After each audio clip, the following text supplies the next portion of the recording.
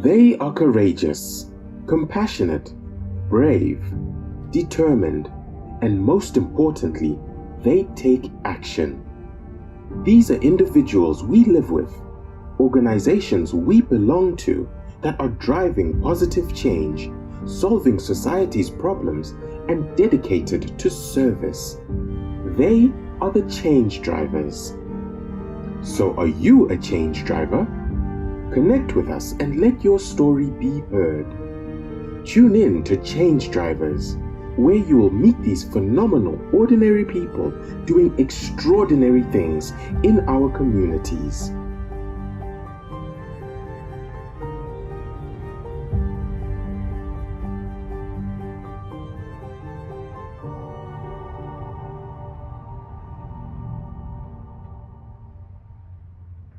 Hello, Sanzeni. Hi, Gina. How are you? Fine, thanks. Welcome to Change Drivers. Thank you.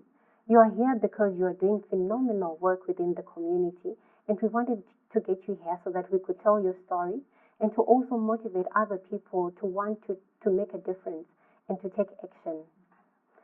So, first things first, let's get to know you. All right. Who is Sanzeni? I know that you are a mother, you run your own business, you're an entrepreneur, and I also know that you are passionate about service. What else do you do? Okay. Sanzeni Terezi is also the director and founder of Disability Network Goromonzi, and I'm also a National Disability Board member. I'm also a representative of persons with disability in the Goromonzi Community Ownership Trust.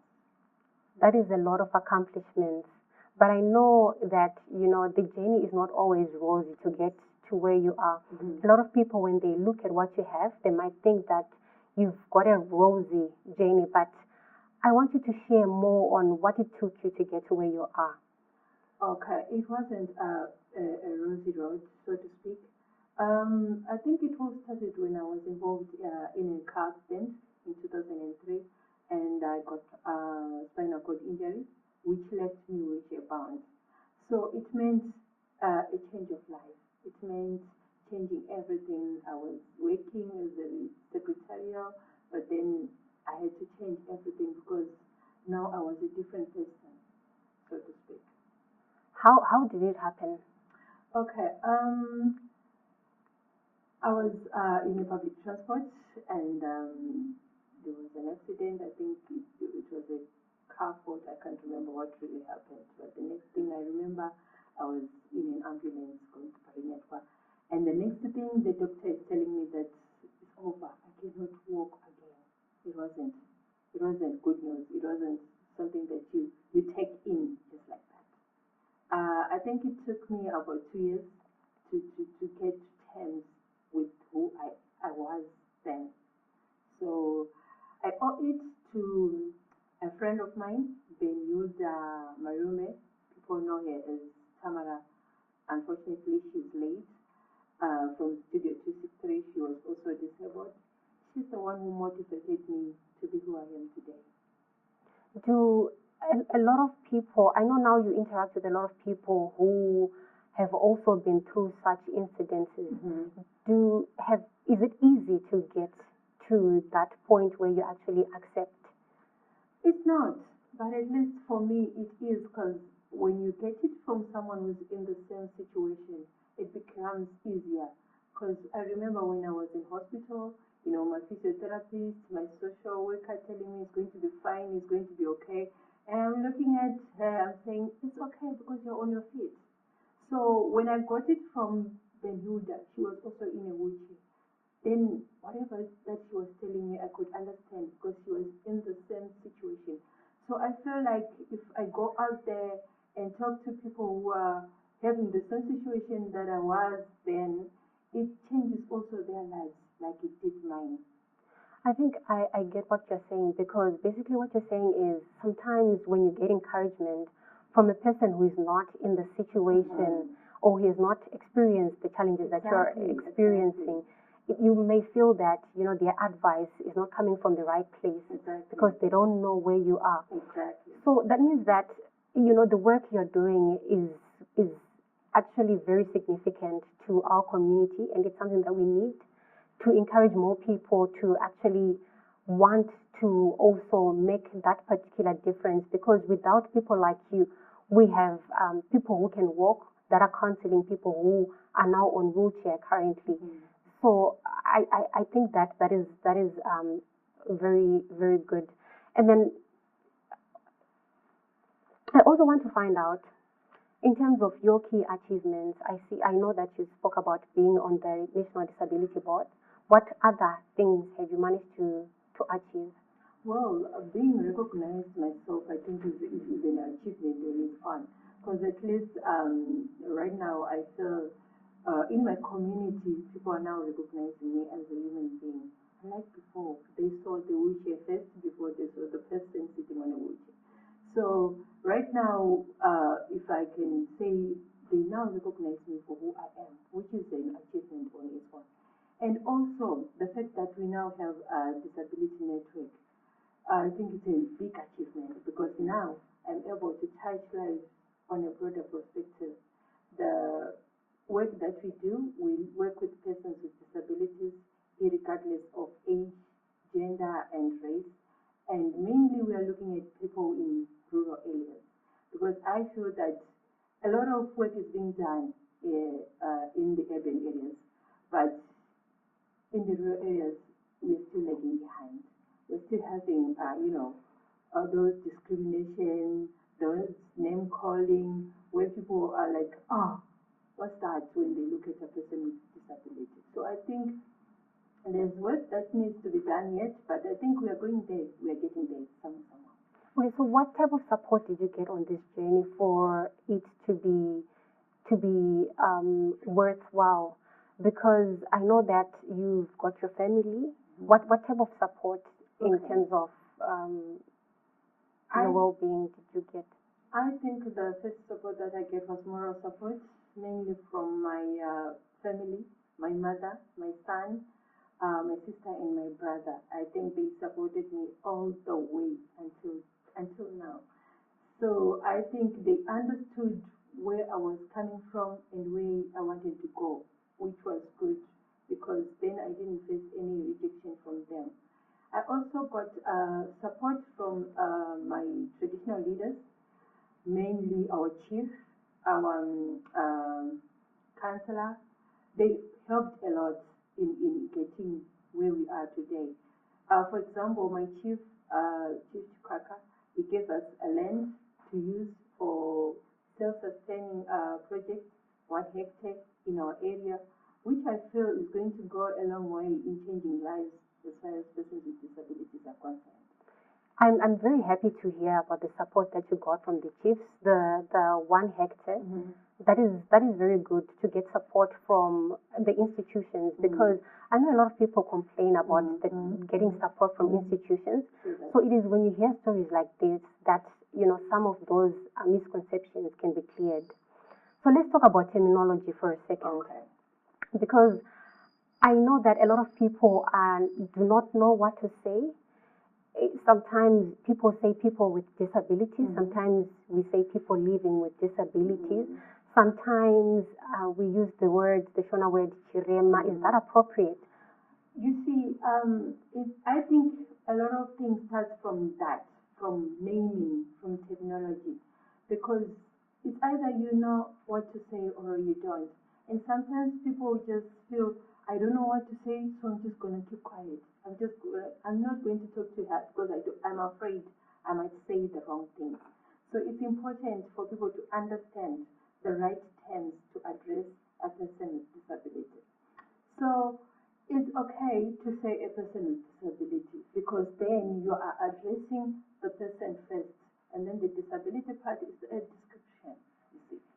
And also to say person living with it becomes an element which I'm dragging behind. But then the disability is the me, So if you address me first, then you give me my identity, and then you describe me. So even in Shona, you hear people saying chirema, and we understand that chi is a description of something that is bad, Kana chiti chi, chikutaura chinhu chakashoreka, chinhu chakazvidzika. So we have to remove chirema and say munhu akaremara. By then you are talking about the person first and then the description. So we say munhu akaremara. Kana kuti munhu asingaone instead of bofu, you know. But then we have people saying, you guys, you're saying, amchada kunzi mapofu, amchada kunzi jirema, but in the Bible, shaingo taurwa wani, you know, it's written, kuti, vakasangana nechirema, vakazodi. But what you're saying is, Bible rakanyorwa nevanu, and we need to change those perspectives. Kana vanhu vakanyora Bible vachidaro, kuna kuti it was wrong. And now we are saying, kuti, ngatichitarisai munhu, because that's where it starts. Kuti ukati munhu chi. Then everything chiri paari nezvese zvaachaita zvatoshoreka zvatozvidzika. But if you address me as a person first, then iwewe neni tafanana apa tisina kusiyana. So, you know, I'm getting also enlightened because I didn't know some of the things that you're talking about. Is there a lot of work that is being done in terms of creating awareness around this terminology issue? Yes, work is done, but I think it's taking a slow pace, so to speak. But we felt that maybe if we could work with the media more mainly, like social media, like public media, we're talking about radio stations, we're talking about TV stations. I think that way, because I think that's where people understand more and it's cheaper or easier to get the information to people using those media. So I think there is need for us to include the media people into these ideas, but I think some of them, slowly we are getting there. Yeah. You are now interacting with people in positions of influence. I heard that you had a meeting with the First Lady. Yes. You are now sitting on the National Disability Board. Yes. That gives you access to people in positions of influence and people who can actually make things happen. Mm-hmm. What does that mean for you and your vision? It means a lot. At least now we bring the gap that was between persons with disabilities and influential people.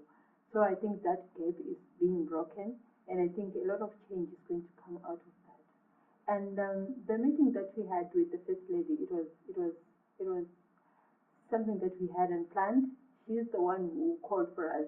So I think that on its own shows us that she has a passion for persons with disabilities. And there were some promises that if all goes well, I think a lot can be changed as far as our cries are concerned. Okay, so what are some of these cries that you are talking about? Okay. We are talking about a lot. For example, we are just asking for people with disabilities to exercise their rights. That is their human rights. We are saying a person with a disability is a human. So human rights are for everyone. So we are just asking for just human rights, for example. For a person with a disability to go to a hospital and get the same treatment that an able person can get. For example, what we are seeing now, we have people with hearing impairment. They cannot access right treatment when they go to hospitals because there are no interpreters there. So we are finding people getting the wrong treatment because there is no right communication there. For example, if a person with a hearing impairment goes to a police station to report a crime, there are no interpreters there. So those are some of the things that we say, please, we need interpreters in every public service we can get. We need disability desk in every government sector we can have. And also we are talking about employment. We need equal employment opportunities for persons with disabilities, because you find that disability and poverty, it's more like a circle, unbreakable, because mainly disability causes poverty, or poverty causes disability. They are interlinked. So we are saying if they can have, persons with disability can have equal opportunities in employment, then they are able to look after themselves. They are able to work, because disability doesn't mean inability. So Susan, what are you saying here? Are you saying that if a person who is not able to hear goes to the police station to report a crime, they have to maybe go with someone who can be able to interpret? Exactly. And mainly you find that we have abuses, sexual abuse involved with persons with disabilities. And maybe the perpetrator is the one who is able to interpret. So you are asking me to bring the perpetrator to interpret me reporting him, nothing will come out of that. So at the end of the day, they just don't go there and report these cases. But we have a lot of cases of this nature in persons with disabilities. Okay, so if there's someone who is watching this right now and they want to also support you in all of these programs that you mentioned and also to solve some of the problems that you spoke about, what can they do? In what ways can they come in and also take part in changing Mainly, we are looking at partnerships because what we are saying is let's close this gap of saying a person with disability and an able-bodied person. Let's work together.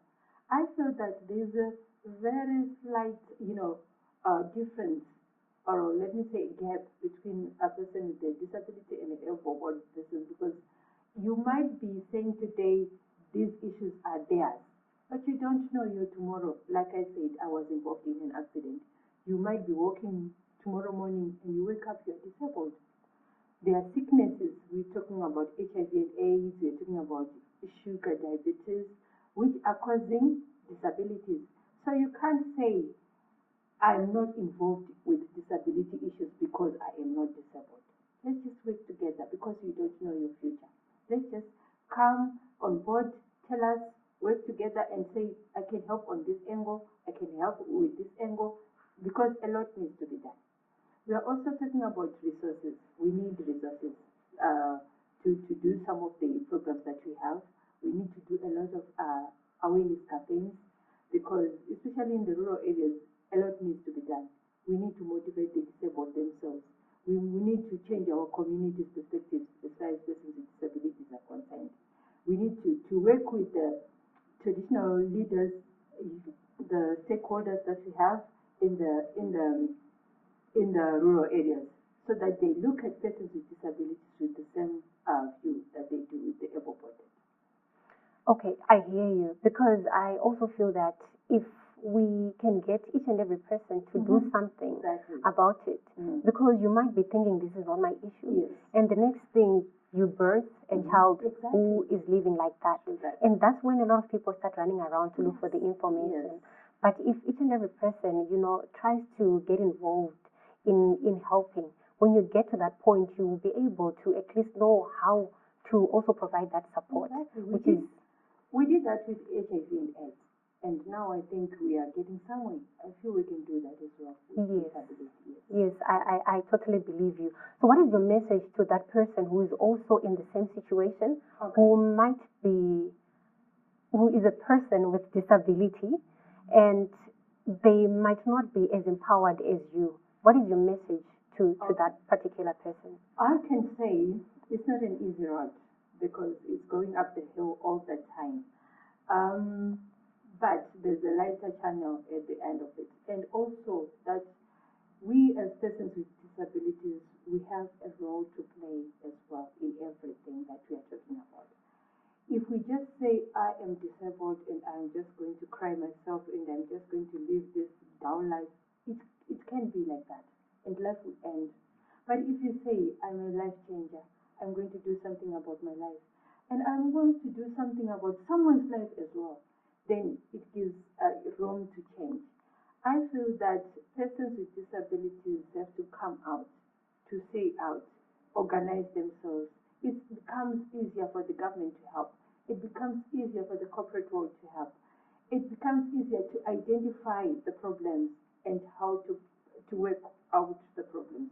So I feel that disabled persons themselves, they have a role to play in everything. Okay, you spoke about the power of positive affirmations. I can do this. Yes. This is not the end. Did that work for you? Yeah, it did.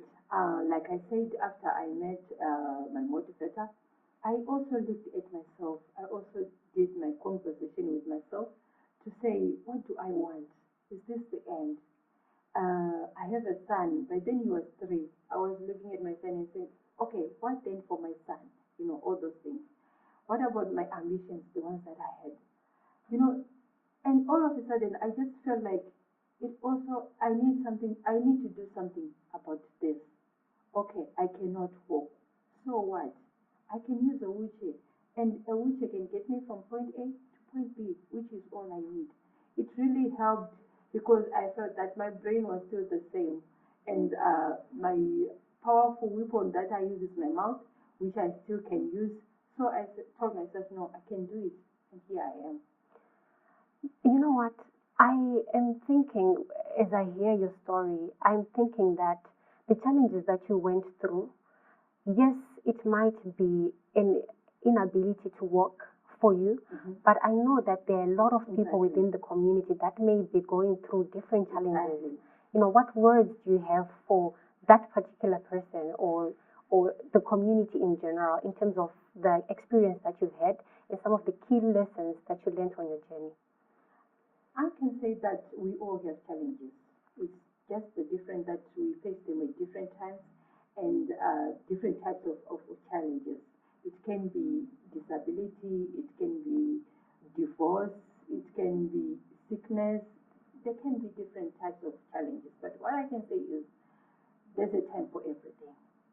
There's a time to mourn, there's a time to laugh, you know. So I think as you face your challenge, just look forward to, you know, that challenge ending and what's there in the future.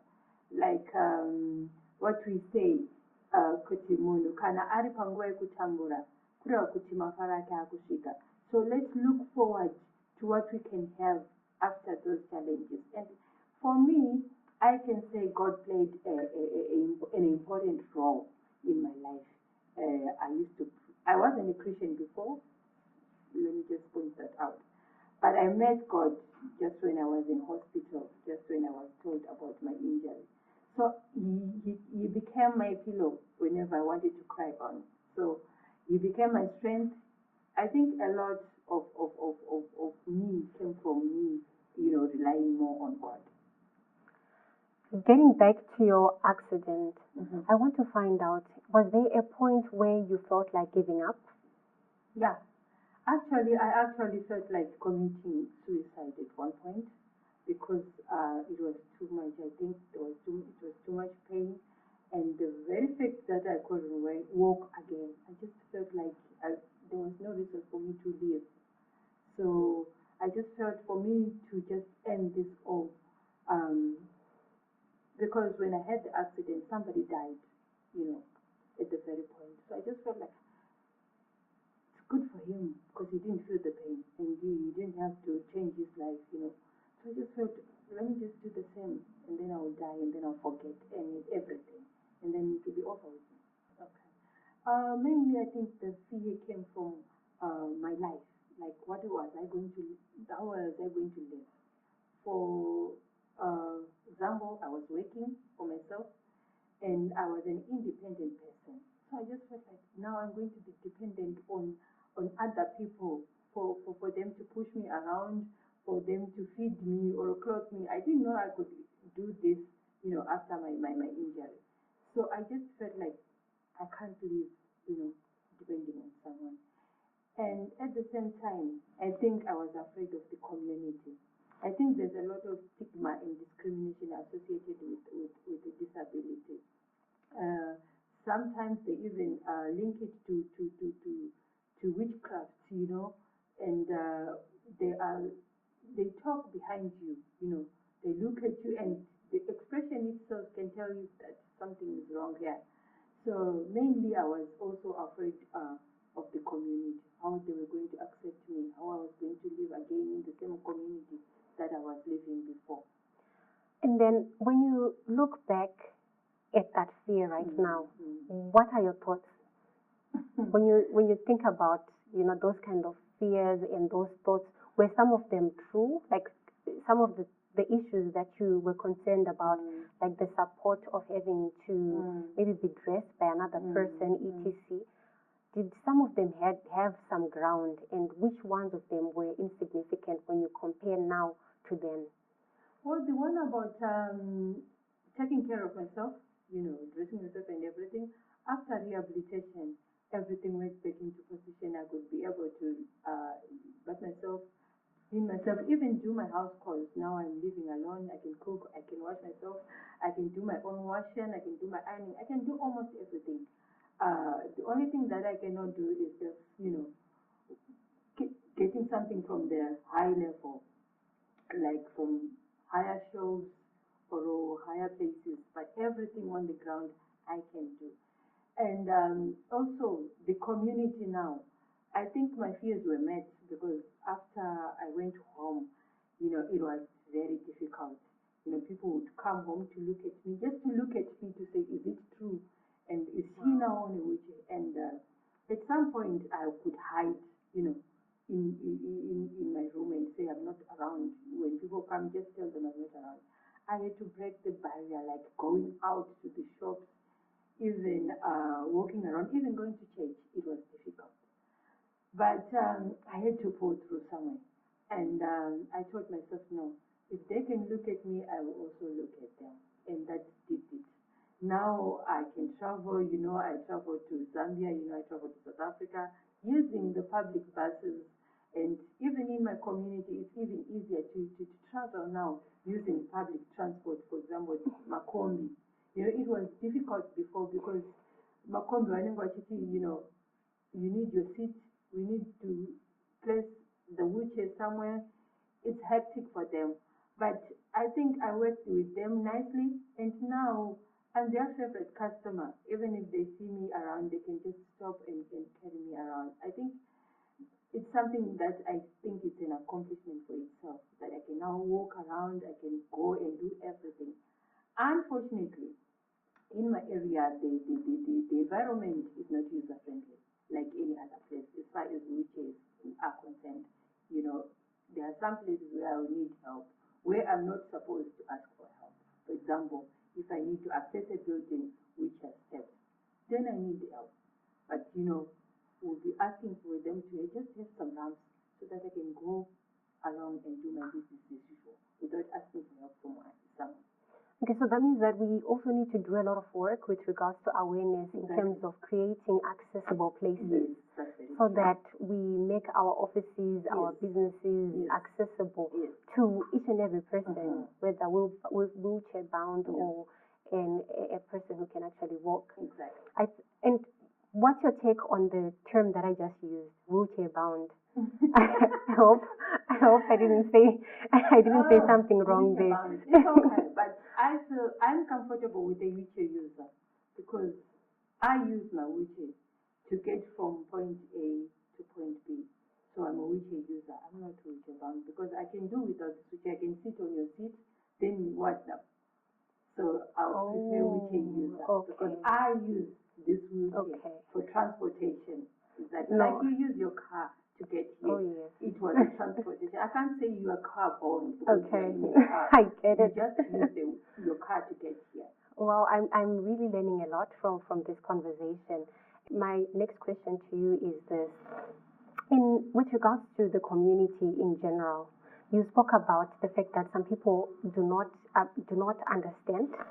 Do you sometimes get in situations where people sort of like use pity, not really compassion, but pity? Yeah, that's the main concept we get from the community. They are pitiful, and sometimes I don't need that pity, mostly because probably I'm looking at you and I'm feeling pity for you as well because of something on you, So there's no need for you to feel pity. Disability is not an illness. It's not a sickness. I am able to do anything whilst I'm disabled. So you might be sick and I'm just disabled. I am well, but you are sick. So what you're saying is, let's just look at a person and see that person for who that person is, because there's this thing, at the end of the day, I make a percentage of disability somewhere, just that you don't know it. And I do, because you can see a wheelchair. We talk about people with mental illnesses. Some of them are on drugs. If they are on drugs, you can't tell that this person is got a mental illness until maybe they tell you. So let's not judge a person by how they look. Let's just look at the person and see that person.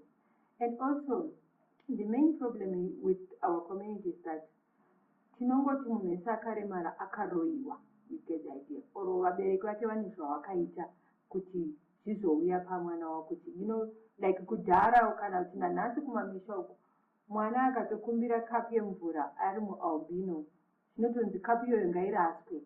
They feel kuti it's contagious, albinism is contagious. Wow. And all those things. Wow. Those are some of the things that you're trying to say. No, it's just an element kuti pigmentation ishoma pamunani albinism. It's got nothing to do with kuzadzana, like what you believe in. So community yedu in a lot to learn about disability. And like I said in the first place, you don't know your future. So let's learn what we need to learn about disability and get involved whenever possible. Even kana kuchechi chaiko, we have mabeliefs ekuti ukapinda mchechi mune mafundisi ariko mazuva ano emamiracle. Ini ndikatongopinda kuchechi panotonzi pakunamatirwa vanhu. Munhu anogona kuti achindipusha, without even asking, kutenda unonamatirwa because you need to walk, But what we are saying is, kana ndakaremara kana kuti ndichitadza kufamba, it doesn't mean kuti madhimoni arikuda kubviswa namufundisi or kana ndikaenda kuchechi it means kuti I'm looking for a miracle. No. Ndinogona kunamata Mwari, ndinotodiwa naMwari, ndiri zvandiri izvozvi nditori pauche panapa. We have met from the Bible. Akatongoropafadzwa naMwari akaremara kudaro. So we need to remove those perspectives, especially kumachechi, because we are even afraid of going kumacheches because we feel kuti tinotorwa as an example yekuti akanamatirwa akafamba and inini ndenchienda kuchechi notsvaga Mwari. So we also have maprofits ari kutoshandisa vanhu vakaremara on those grounds kuti ninganga akaremara saka izvina akufamba asina kana kumbobvira achinja munhu iyeye achingori zvaangari ende vanhu ivavo vakutozopedzera vavenga Mwari vozovanengwa kuti ninga akafamba kwenini handisi kufamba sei.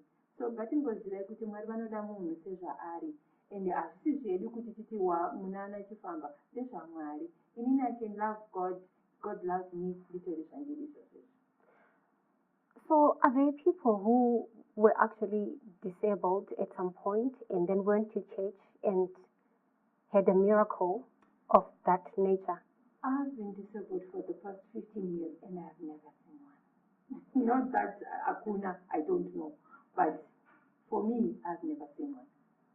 Okay, and then did you at any point, get to that place where you also felt that maybe if I go to church and I get noticed by one of the prophets, they can call me in the front, because we see these things all over TV, and that could probably happen. I did, and I think it was the first time going to my churches after my disabilities, and I had an issue yekutoti ndakatonamatirwa nemafundisi ndichitobhilivha kutoti something is going to change on me. But the more I prayed, the more they prayed for me, the more I accepted me, the me that I am, the me with my kids, the disabled me. So I felt like God was just telling me, shakanaka zvakadaro. At one point I was praying for my legs and I was saying, God, I need to walk. And I got a new wheelchair. So I just felt it was just God telling me, no, these are your legs. Be comfortable with them. And the fact that I have joy inside me, I feel that that's a lot. Even my legs, I don't need them if they are going to take away the joy that I have inside me, that I got from God.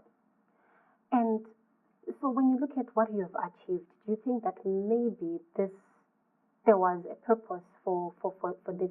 I wanted to avoid asking that question because it sort of like sounds like I'm saying, this is good for you, but I'm just saying, do you think, in everything that happens, this is a verse in the Bible, and I'm happy that you're a Christian. It says everything that happens works for good. So is there something around that? Yeah, now I believe that it was for a purpose. And mainly because I think the Holy Spirit worked deeper in me for me to believe that. And the passion that I have working with people with disabilities and the understanding that I have with them, it all goes to show that I think God had a purpose. And now I think I have a life that is more fulfilling than before. Now I know I can change someone's life. And the joy that I have just after changing someone's life, goes to say that, yeah, this is my purpose, I'm living my purpose. I'm amazed by the fact that you really think about other people, and you know, in all this, in whatever vision that you shared, you never at one point, you know, spoke about yourself, like what it is that you want to achieve, like being selfish for a change. What do you want for Senzeni, like you? Just you. Unfortunately, my ambition is to touch more lives. You know, for me, that would be fulfilling. And I need a better life for my son. I think that's how selfish I can be. And also, I just feel that if there's joy in changing someone's life, there's joy in giving, there's joy in working for someone. So that joy is the thing that is driving me until today. So if I told you that maybe, you know, we are all here on earth to serve a purpose. And that purpose is not a selfish purpose. It's actually a purpose that is supposed to benefit the people that are around us. Is that something that you can believe? What's your take on that? What are your thoughts? I feel that we have our lives to live. We wake up, we go to work, you know, you have family, you look after your family. But after all that, we are our little, so to speak, let me just say, Tiana Mwari, you know, because there's no way uchiona Mwari vachiburuka kubva mudenga uko vachisvika vachimira pachiti famba wakadai. Mwari vanoshanda through people. So I feel kuti iwewe munhu zvibvunze wega kuti what am I doing besides my family, besides my work, besides my resources inini akandipoteredza. Pandiri kushanda ini ndichishandiswa naMwari ndepapi. That way, I think we will find more fulfilling besides mari, because kana dziri mari mangwana makuseni unogona kumuka business rako rangochitemba naro pasisina gedaiye mwana chaiye wangochiraramira anogona kumuka mangwana akafa. But what have you done for someone? And that someone, like for example, I was talking about Benuda. I don't think she knows the change that she brought in me even until today, but she's already late. So we leave even a legacy. So do you think the term change driver actually defines who you are? Yeah, if you want to call a it. Part of what you do. Yes, because at least I feel that even me going out there, walking, you know, for disabled people just going out there, you'll be changing someone's life. Where someone said, oh, if she can do it, then I can do it. If she can go out, if she can live your own life, if you can be independent, then I can do it as well. So just being yourself probably can be a motivator to someone. So I think, yeah, you can call me that. Yes, because you know the idea is we have a lot of people that are living and complaining. We are not okay with the environment right now. You know, there's one or two things that you need to be changed within the environment, within your life, etc. But if you're just someone who's sitting at home complaining, you know, you're not doing anything about it, and you are not aiding the change that you want to see. But if, you know, someone becomes like you say, no, I need there to be awareness so that people are aware of disability. I'm going to do 1, 2, 3 things to actually bring this change. For me, that is the true definition of a change driver. And when I look at you, I see a change driver. Thank you for being on this show.